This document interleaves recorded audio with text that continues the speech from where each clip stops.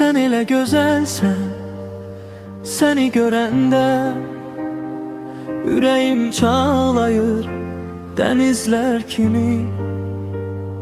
Saçını darayıb gül tək hörəndə mən sənə qulunum kənizlər kimi.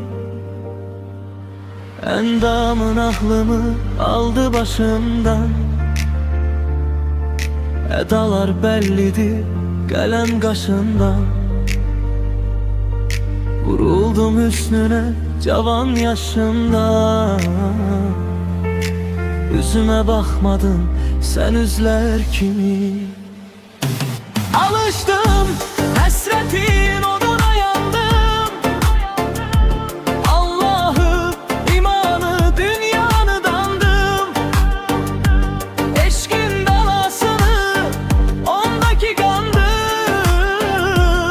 soluktu bu üzüm benizler kimi. Alıştım hasretin oduna yandım, Allah'ı imanı dünyanı dandım. Eşkin belasını ondaki kandım, soluktu bu üzüm benizler kimi.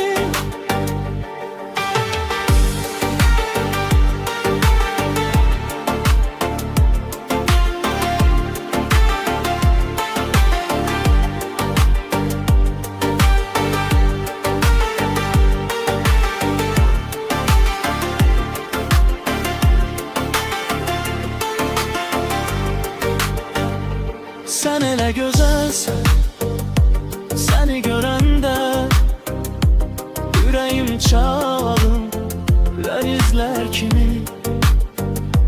Saçını darayıb gül tək hörəndə mən sənə qul olum kənizlər kimi.